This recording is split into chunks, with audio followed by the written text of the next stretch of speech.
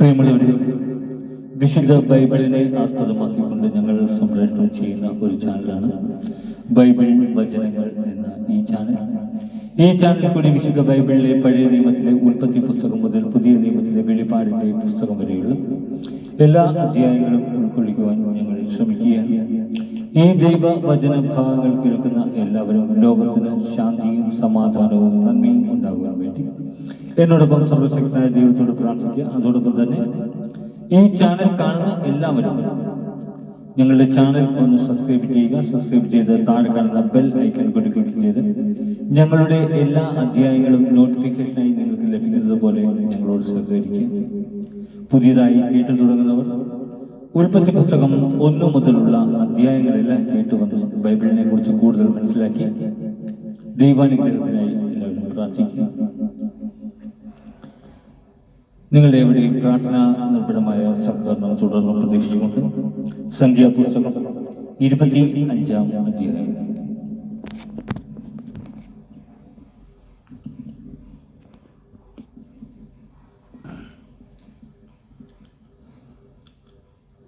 പെയോറിലെ ബാൽ. ഷിത്തിമിൽ പാർക്കുമ്പോൾ മൊവാബ് സ്ത്രീകളുമായി ഇസ്രായേൽ ജനം വേശ്യാവൃത്തിയിൽ ഏർപ്പെടാൻ തുടങ്ങി. അവർ തങ്ങളുടെ ദേവന്മാരുടെ ബലികൾക്ക് ഇസ്രായേൽക്കാരെ ക്ഷണിച്ചു. അവർ അവരോട് ചേർന്ന് ഭക്ഷിക്കുകയും ദേവന്മാരെ ആരാധിക്കുകയും ചെയ്തു. അങ്ങനെ ഇസ്രായേൽ പെയോറിലെ ബാലിന് സേവ ചെയ്തു. അവർക്കെതിരെ കർത്താവിന്റെ കോപം ജ്വലിച്ചു. അവിടുന്ന് മോശയോട് അരുളി ചെയ്തു, ജനത്തിന്റെ തലവന്മാരെ പിടിച്ച് കർത്താവിന്റെ മുമ്പാകെ പരസ്യമായി തൂക്കിലിടുക. കർത്താവിന്റെ ഉഗ്രകോപം ജനങ്ങളിൽ നിന്ന് മാറിപ്പോകട്ടെ. മോശ ഇസ്രായേലിലെ ന്യായാധിപന്മാരോട് പറഞ്ഞു, നിങ്ങൾ ഓരോരുത്തരും പെയോറിലെ ബാലിന്റെ അടിമകളായി തീർന്ന നിങ്ങളുടെ ആളുകളെ വധിക്കുക. മോശയും സമാഗമ കൂടാര വാതിൽക്കൽ വിലപിച്ചുകൊണ്ടു നിന്ന ഇസ്രായേൽ ജനം മുഴുവനും കാണുക, ഒരു ഇസ്രായേൽക്കാരൻ തന്റെ വീട്ടിലേക്ക് ഒരു മിദ്യാൻ സ്ത്രീയെ കൂട്ടിക്കൊണ്ടുവന്നു. പുരോഹിതനായ അഹറോന്റെ പുത്രനായ എലയാസറിന്റെ പുത്രൻ ഫിനെഹാസ് ഇത് കണ്ട് എഴുന്നേറ്റ് ഒരു കുന്തവും എടുത്തുകൊണ്ട് സമൂഹത്തിൽ നിന്നും പുറത്തുപോയി. ആ ഇസ്രായേലിന്റെ പുറകെ അവൻ അകത്തിയെന്ന് അവൻ ഇരുവരുടെയും ഇസ്രായേലിന്റെയും സ്ത്രീയുടെയും ഉദരം തുളഞ്ഞ് കിടക്കും വിധം കുത്തി. അങ്ങനെ ഇസ്രായേൽ ജനത്തെ ബാധിച്ച മഹാമാരി നിലച്ചു. മഹാമാരി കൊണ്ട് മരണമടഞ്ഞവർ 24,000 പേരാണ്. കർത്താവ് മോശയോട് അരുളി ചെയ്തു, പുരോഹിതനായ അഹറോന്റെ പുത്രനായ എലയാസറിന്റെ മകൻ ഫിനെഹാസ് ഇസ്രായേൽ ജനത്തിന്റെ ഇടയിൽ എന്റെ തീക്ഷ്ണതയ്ക്കൊത്തവണ്ണം പ്രവർത്തിച്ച് എന്റെ ക്രോധം അവരിൽ നിന്ന് അകറ്റിയിരിക്കുന്നു.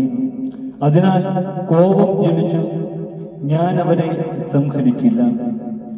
ആകയാൽ അവനുമായി ഞാൻ സമാധാനത്തിന്റെ ഉടമ്പടി സ്ഥാപിക്കുന്നു.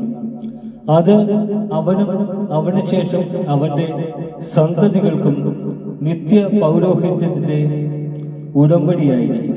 കാരണം അവൻ തന്റെ ദൈവത്തിന് വേണ്ടി തീക്ഷ്ണത കാണിക്കുകയും ഇസ്രായേൽ ജനത്തിന് വേണ്ടി പ്രായശ്ചിത്തം അനുഷ്ഠിക്കുകയും ചെയ്തു. മിദ്യാൻകാരിയോടൊപ്പം വധിക്കപ്പെട്ട ഇസ്രായേലിയൻ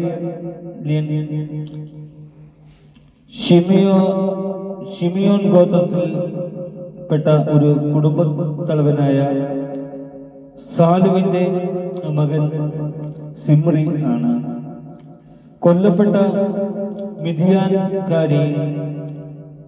മിലിയാൻ വംശത്തിൽപ്പെട്ട ഒരു കുടുംബത്തലവനായ നൂറിന്റെ മകൾ കോസ്ബി ആകുന്നു. കർത്താവ് മോശയോട് അരുളി ചെയ്തു, മിദ്യാന്യരെ ആക്രമിച്ച് നിശേഷം സംഹരിക്കുക.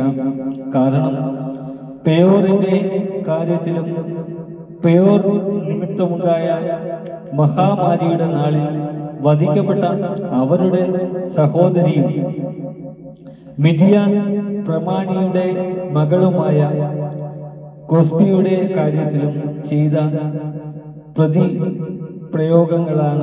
പ്രയോഗങ്ങളാൽ മിഥിയാനികൾ നിങ്ങളെ വളരെയധികം ക്ലേശിപ്പിച്ചു. നമ്മുടെ കർത്താവ്